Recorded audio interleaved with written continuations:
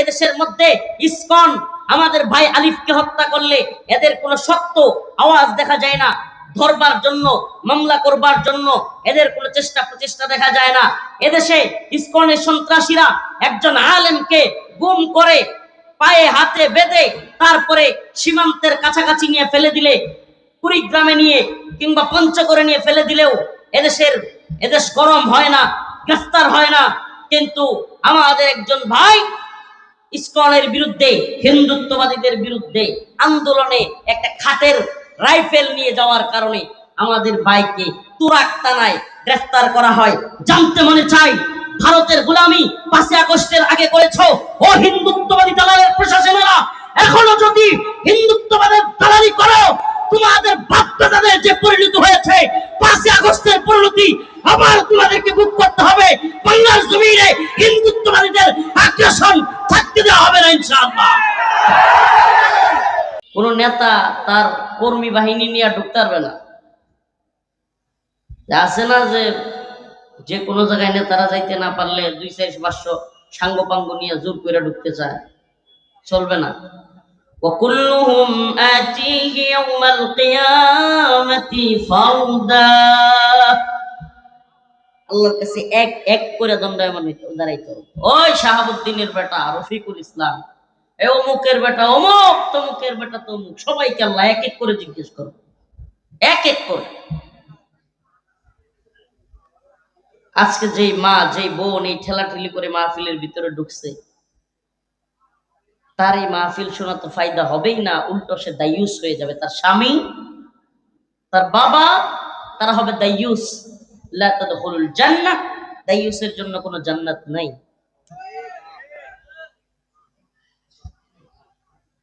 তাইলে এই মাহফিলে এসে লাভ হইল না ক্ষতি? বলেন না, লাভ হইল না ক্ষতি? আমি আপনাদের সামনে সূরাতুল মাইদা সম্ভবত 51 নম্বর আয়াত তিলাওয়াত করেছি। আমি আপনাদের সামনে মুসলমানদের শত্রু মিত্র নিয়ে আজকে আলোচনা করব। শত্রু মিত্র, মুসলমানদের বন্ধু কারা, শত্রু কারা? এই উম্মত শত্রু না চিনবার কারণে আজকে বড়ই নাজুক পরিস্থিতির মধ্যে আছি আমরা। বর্তমান বাংলাদেশের হালত তো হলো এমন, শত্রুরা অস্ত্র নিয়ে আমাদেরকে হুমকি দিচ্ছে, সীমান্তের কাঁটাতারের বেড়ায় লাশ ফেলে দিচ্ছে, লাশ ঝুলিয়ে রাখতেছে, আমাদের দেশ দখল করবার ষড়যন্ত্র করতেছে, বারবার বলতেছে। এমনকি বাংলাদেশের ভিতরেও হিন্দুত্ববাদী ভারতীয়দের প্রেতাত্মারা বাংলাদেশে বসেও আমাদেরকে হুমকি দিচ্ছে। আমাদের আদালত প্রাঙ্গণে চট্টগ্রামে সাইফুল ইসলাম আলিফকে হত্যা করতেছে, আর আমরা তাদের বিরুদ্ধে আন্দোলন করবার সময় একটা খেলনা রাইফেল, কাঠের একটা খেলনা রাইফেল নিয়ে আন্দোলন করবার কারণে এদেশের তথাকথিত হিন্দুত্ববাদী প্রশাসন, এদেশের তথাকথিত তাগুতি জালেম প্রশাসন আমাদের এক ভাইকে অযথায় গ্রেফতার করতেছে। আশ্চর্যের বিষয়। আপনারা যুবক ভাইরা বেশি কথা বলতেছেন, ওই সময় থেকে দেখতেছি বেটা, কথা বন্ধ রাখবা নাকি একেবারে ঠিক করে বসায় তুমি গাড়ি দিকে দেবে, বেশি কথা কয়। আমরা একদিকে আমাদের ভাইদেরকে হত্যা করা হচ্ছে, চট্টগ্রামে সাইফুল ইসলাম আলিফ একজন অ্যাডভোকেট, রাষ্ট্রীয় পিপি। আপনারা ভুলে গেছেন নাকি সব ভুলে যান? খুব দ্রুত ভুলে যাওয়া জাতি আমরা। 4.5 বছর নেতা বাটপারি, সিটারি, টেন্ডারবাজি, সাদাবাজি, রাস্তার সবকিছু মাইরা খায়া, স্কুল কলেজ ভার্সিটির এমনকি বাথরুমের কমরটা পর্যন্ত খায়া ফেলে। 4.5 বছর যাওয়ার পর ওই তফসিল ঘোষণার পরে একটা বড় গরু জবাই করে দেয়, আর এই বাঙালি চিৎকার করে কয় আমার নেতার চরিত্র ফুলের মতো পবিত্র। আবার কয় ঠিক। এটাই তো আমাদের চরিত্র। 4.5 বছর ধোঁকাবাজি, সাদাবাজি, টেন্ডারবাজি, মানুষের মাইরা খাওয়া, কথা না শুনলে মামলা দেয়া, কথা না শুনলে কমন একটা কাহিনী, কথা না শুনলে মামলা দেয়া, মানুষের উপর জুলুম করা, তার নিজস্ব বাহিনী তৈরি করা, এদেরকে দিয়া মারা, বিভিন্ন রাস্তার, স্কুলের, ভার্সিটির বিভিন্ন জায়গায়, এমনকি মসজিদের ওই যে কমোড আছে না বাথরুমের, ওগুলো সহ খায় ফেলে। ওগুলো তো আর খাইতে পারে না, ওগুলো টাকা খায় ফেলে। খাইতে পারলে ওগুলো সাইটে খায় ফেলতো। এত কিছুর পর ঠিক 3 মাস আগে, তফসিল ঘোষণার আগে, বড় করে 2টা গরু জবাই করবে, আর হইলো কিছু পকেটে টাকা মাইরা দিবে। এই জনগণ 5 বছর কি হয়েছে না হয়েছে সব ভুলে গেছে। সে বলবে আমার তো কিছু করে নাই। আমরা ভুলা জাতি, নাউজুবিল্লাহ। এই জন্য দেখবেন ঘুইরা ফুইরা জালেমরা বিরাট জুলুম করার পরেও খুন, গুম, নির্যাতন, নিপীড়ন, অত্যাচার, আলেমদেরকে হত্যা, দেশকে ভারতের কাছে বিক্রি করা, আলেমদেরকে রিমান্ডের নামে নির্যাতন করা, হাজার হাজার ছাত্র জনতা থেকে গুলি করা, ছোট বাচ্চাকে হেলিকপ্টার থেকে গুলি করা, সব করার পরেও আয়নাঘর তৈরি করা, মাসের পর মাস, বছরের পর বছর ছোট্ট ছোট্ট রুমের ভিতরে পাখির মতো বন্দি করে মানুষকে রেখে দেওয়া, এত জুলুম করবার পরেও কিছুদিন পরেই এই বাঙালি আবার ভুলে গিয়া ওদের কথাই বলা শুরু করে। আস্তাগফিরুল্লাহ। প্রিয় ভাইরা আমার, বন্ধুগণ আমার, এই জন্য আমাদেরকে শত্রু মিত্র চিনা লাগবে। আমরা প্রকৃত শত্রু মিত্র যদি চিনতে না পারি, ভুলে যাই, তাইলে কিছুদিন পর পর জীবন দিতে থাকবো, ঝামেলা পোহাইতে থাকবো, ঝামেলা চলতেই থাকবে। হুজুর এগুলো শুনে আমাদের লাভ আছে? আপনাদের এদিকে বেশি চাষ হয় কি, ধান, আম, নাকি কোনটা? ধান, মাছ? মাছ। তো হুজুর আমরা তো এত চিন্তা করে লাভ আছে? মাছের ঘের আছে, ঘের কয় না, ঘেরের মধ্যে মাছ চাষ করব, মাছ মারাবো, খাবো, ফুর্তি করব, মাঝে মাঝে প্রয়োজনে মাহফিলে আসবো। আপনাদের মতো বড় কি বলে পরিচিত ভাইরাল বক্তা আসলে আমরা হেদায়েতের জন্য আসবো না হুজুর, আসবো হইলো আপনাদের মতো এই তথাকথিত ভাইরাল বক্তা আসলে একটু দেখতে আসবো। নামাজ রোজা আমাদের তেমন একটা দরকার নেই, করিও না। এরপরে হইলো যদি গান বাজনা হয়, বড় ধরনের কোনো যাত্রা পালা হয়, এই এই এটা দেন না, এটা মাথার নিচেরটা দেন, এগুলা দেন, দিলে দিলে এটা দেন, হ্যাঁ এটাই না দেন। তো গান বাজনা হইলে আমরা ওখানেও যাব, সবকিছু করব, ঘেরের মধ্যে মাছ ধরবো। এগুলো তো আমাদেরকে কি শুনাইতেছেন? এগুলা শুনে আমাদের কোনো দরকার আছে? আমার আম্মা, আমার এক ভাই ছিল, আওয়ামী লীগ করতো, আল্লাহ হেদায়েত দিছে। আমার এক ভাই কি করতো? আওয়ামী লীগ করতো, আল্লাহ হেদায়েত দিছে, মুসলমান হয়েছে, আলহামদুলিল্লাহ। তো এখন আমি মাঝে মাঝে, সে যখন আওয়ামী লীগে ছিল, ঝগড়া লাগতো আমার সাথে, বিভিন্ন তর্ক বিতর্ক লাগার পরে, ভাইয়ের সাথে তর্ক বিতর্ক লাগলেই আম্মা খিপে যাইতো। আম্মা এসে বলতো, মানে খাবার সময় হয়ে গেলে, আমার ছোটবেলা থেকে আবু ডাকতো, আবু। আপনাদের এলাকায় ছোটদেরকে বলে কিনা, আমি আমাদের 5 ভাইয়ের মধ্যে সবার ছোট, তো বোনদের মধ্যেও ছোট। তো বলে আম্মা দমক দিয়ে বলতো, আবু খায় দায় কাম নাই তোমার, মানে ত্রিকোণার ভাষায় বলতেছে, খায় কাম নাই তোমরা, তাড়াতাড়ি আয়োসায় খাও, এই কেলা কি করছে, হাসিনা কি করছে, এটা লয়ে গপ করা লাগতো না, আয়ো। আমরা 2 ভাই ঝগড়া লাগতাম, বুঝতো যে ঝগড়া লিমিট ক্রস হইলে পরে নিয়ে আবার ঝামেলা হয়। এর লেগে আম্মা দমক দিয়ে কইতো, খায় খায় আমরাই আয়োছে। এখন কয়েকদিন পর মনে করেন পানের দাম বেড়ে গেছে। পান, আম্মা বিশাল পান খায়, মানে একবারে এমন অবস্থা যে সকাল থেকে দুপুর হয়ে গেছে, ভাত খাওয়ার খবর নাই, খুঁজা খুঁজা ভাত খাওয়াইতে হয়, কিন্তু পান খাইয়া ফেলছে 8-10 বার, এমন অবস্থা আর কি। তো পানের দাম, এখন ভাইয়ে পান আনছে অল্প, বাবু তোমার ভাইয়ে খালি পান কম আনে কেন, পানের দাম গুলি বিরাট বাড়ছে। আমি কইছি এখন এগুলো আম করে জিজ্ঞাসা করো না, জিজ্ঞেস করিও না। এই যে কয়েকদিন আগে রাজনীতির কথা কইছিলাম, বলতে দিলা না, তো এটার লেগে পানের দাম বাড়ছে। বাস্তবতা, জাতীয় আন্তর্জাতিক পরিস্থিতির সাথে আপনার পানের দাম, মাছের দামেরও কিন্তু সম্পর্ক আছে, আছে না নাই? রাষ্ট্রের পরিস্থিতির সাথে আপনার মাছের দামেরও কি আছে? তাইলে যে জনতা সচেতন না, সে দুনিয়াবি ভাবেও, শত্রু মিত্র না চেনার কারণে দুনিয়াবি ভাবেও লাঞ্ছিত হয়, দুনিয়াবি ভাবেও ক্ষতিগ্রস্ত হয়, আখেরাতেও তার ক্ষতিগ্রস্ত। তাইলে আমাদেরকে শত্রু মিত্র চিনতে হবে কি হবে না? আমাদের ভাই সাইফুল ইসলাম আলিফকে হত্যা করছে, ভুলে গেলে চলবে? চট্টগ্রামে দিনে দুপুরে একজন রাষ্ট্রীয় উকিল, এই আঙ্কেল, এই যে এই ধরনের হাতি ঘোড়া যেগুলোর হাত পা বোঝা যায়, এই সমস্ত প্রাণীর ছবি বা প্রাণীর মূর্তি, পুতুল, এগুলো বাচ্চাদেরকে কিনে দিবেন না। কি করবেন না? আমাদের বাচ্চাদেরকে এখন থেকে, ছোটবেলা থেকে মুসলিমদের বাচ্চাদেরকে মূর্তিবিহীন সংস্কৃতির শিক্ষা দিতে হবে, নাইলে এরা আবার আওয়ামী লীগের মতো নিজের বাপ দাদার মূর্তি বানাবে। ঠিকই ঠিক না? আমাদেরকে মূর্তি বিরোধী হইতে হবে। আমাদের নবী ইব্রাহিম আলাইহিস সালাম মূর্তি বিরোধী ছিলেন, ভাস্কর্য বিরোধী ছিলেন। এই ভাস্কর্যের নামে বলেন, মূর্তির নামে বলেন, আমাদের নবী সরদারে দো আলম মুহাম্মদ আরবি সাল্লাল্লাহু আলাইহি ওয়াসাল্লাম মূর্তি বিরোধী ছিলেন। কাবার ভিতরে থাকা সমস্ত মূর্তিগুলো ভেঙে ফেলেছিলেন। ইব্রাহিম আলাইহিস সালাম সমস্ত মূর্তি ভেঙে ফেলেছিলেন। আমাদের চেতনা মূর্তি ভাঙার চেতনা। আমাদের চেতনা কি?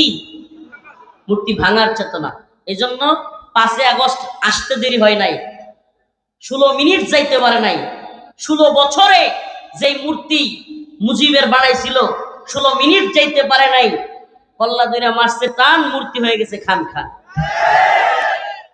এটা আমাদের ঐতিহ্য, এটা আমাদের ইতিহাস, এটাই আমাদের চেতনা। ইব্রাহিমের চেতনা কি? মূর্তি গড়ার, মূর্তি তৈরি করার চেতনা, নাকি মূর্তি ভাঙার চেতনা? সুবহানাল্লাহ। আমাদের চেতনা হলো মূর্তি ভাঙবার চেতনা। আমরা মূর্তিকে ভাঙবো, কখনোই মূর্তি বানাবো। আপনাদেরকে একটা তথ্য দিই, উলামায়ে কেরাম এখানে আছেন, প্রয়োজনে যাদের জানা নাই জেনে নেবেন। ইসলামী শরিয়া, ইসলামী খিলাফার অধীনস্থ রাষ্ট্রে যদি হিন্দু ধর্মাবলম্বীরাও থাকে, সনাতন ধর্মাবলম্বীরাও থাকে, তারাও তাদের ধর্ম পালন করতে পারবে, কিন্তু ডাকডুল পিটায়া রাস্তাঘাটে এই হই হুল্লোড় কইরা করতে পারবে না। নিজেদের অঙ্গনে, নিজেদের গণ্ডির ভিতরে রাইখা আবার নতুন নতুন সংস্করণে, নতুন নতুন পূজার নতুন নতুন সিস্টেম চালু করতে পারবে না। এটা যেমনি ভাবে ওদের ধর্মে নাই, আমাদের ধর্মে নাই। অতএব যেখানে ইসলামী শরিয়া ধর্মীয় তোমাকে তোমার ইবাদতের সুযোগ দিবে, কিন্তু ডাকডোল পিটায়া বাহিরে না, তাইলে নিজেরা আবার কিভাবে মূর্তি বানাইতে পারি? নিজেরা আবার কিভাবে মূর্তি বানাইতে পারি? নাউজুবিল্লাহ। আল্লাহ তাআলা হেদায়েত দান করুক, বলে আমিন। ইয়া আইয়ুহাল্লাযীনা আমানু লা তাত্তাখিযুল ইয়াহুদা ওয়ান নাসারা আউলিয়া বা'দুহুম আউলিয়া বা'দ ওয়া মান ইয়াতাওয়াল্লাহুম মিনকুম ফাইন্নাহু মিনহুম ইন্নাল্লাহা লা ইয়াহদিল কওমাজ যালিমিন। ও প্রিয় যশোরবাসী, ও কেশবপুরের মুসলমান, আমার আজকের আলোচনা আপনাদের সম্মুখে এজন্যই এই বিষয়ের আলোকপাত করার প্রয়োজনীয়তা বোধ করছি। আমাদের বর্তমান বাংলাদেশ, বিশেষ করে উপমহাদেশ, মুসলিম অধ্যুষিত এই বঙ্গ, এই মুসলিম বঙ্গে আগামী 3 থেকে 4 মাস খুব ভয়াবহ পরিস্থিতি হবে। আমাদের পার্শ্ববর্তী দেশ ভারত বাঙালি মুসলিমদের দমন পীড়ন নিপীড়নের জন্য তাদের দেশের ভিতরে কাশ্মীর সহ অন্যান্য ভূখণ্ডের মুসলমানদেরকে যেভাবে নির্যাতন নিপীড়ন করতেছে, এদের চাওয়া হলো বাংলাদেশেও মুসলমানদেরকে নির্যাতন নিপীড়ন করে স্টিম রোলার চালিয়ে আলেমদেরকে, ইসলামকে আঘাত করে, আলেমদেরকে, ইসলামকে এখানে দাঁড়াতে না দিয়ে এদেশে আবারও তাদের সেবাদাস, তাদের কৃতদাস কিংবা কোন কৃতদাসী, তাদের গোলাম কোন সরকারকে বসানো, তাদের এই প্ল্যানিং প্রায় চূড়ান্ত। তারা এখনো স্বপ্ন দেখে বাংলাদেশে আবারও আধিপত্য বিস্তার করে তাদের একজন কৃতদাস, সেবাদাস সরকার বসিয়ে আমাদেরকে গোলামি করাবে।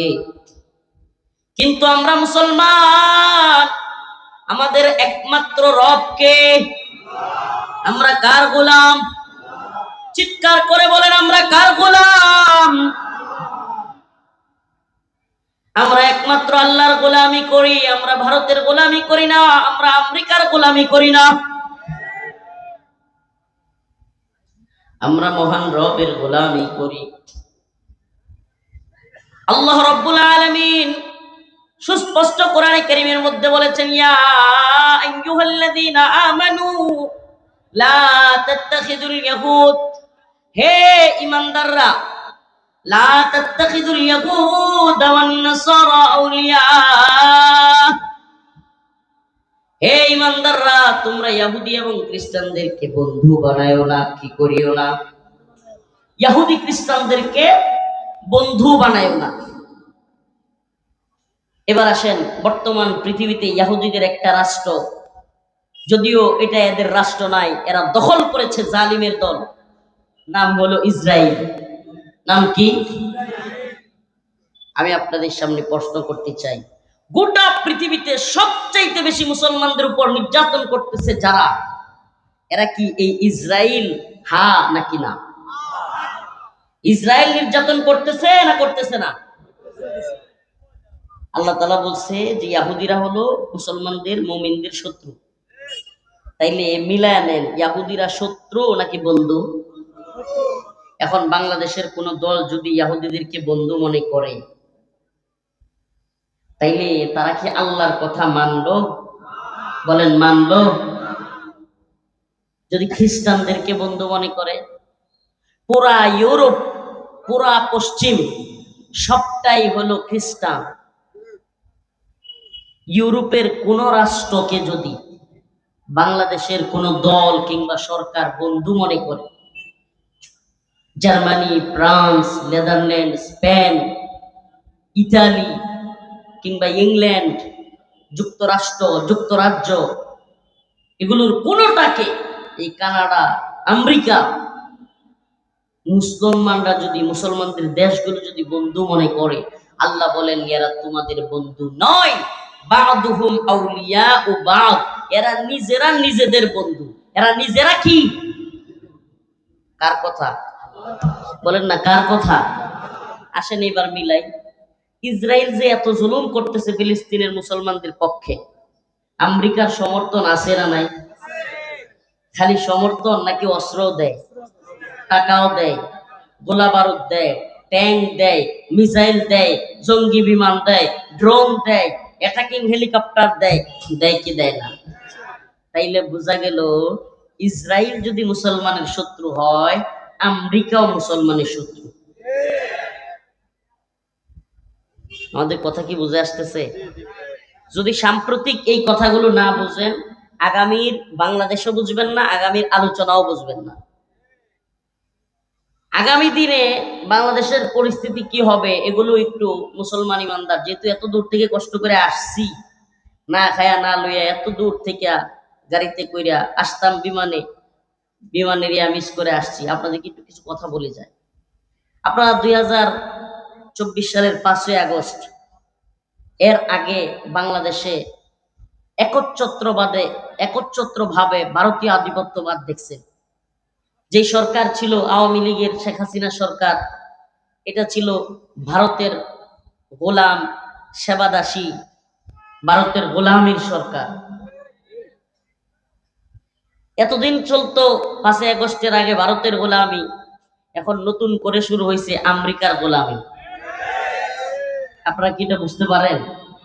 আমি খুব সহজ ভাষায় শক্ত কথাগুলো বলে ফেলি, এতে কিছুই যায় আসে না, আল্লাহ মাফ করুক। কারণ এই উম্মতের সামনে আমাদেরকে অবশ্যই সঠিক সত্য কথাটা উপস্থাপন করতে হবে। এতদিন চলতো ভারতের গোলামি, এখন চলে আমেরিকার গোলামি।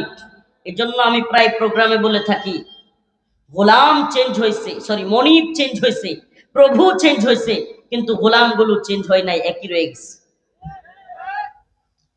বাংলাদেশের রাজনৈতিক দলগুলোর গোলামি, চামচামি এখনো চলছে।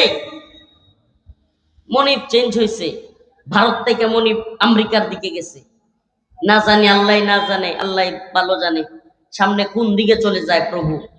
রাশিয়া, এদেশের কোন কোন রাজনৈতিক দলের মনিব, প্রভু হইল রাশিয়া, কোনটার চীন, কোনটার আমেরিকা, কোনটার ভারত। নাউজুবিল্লাহ।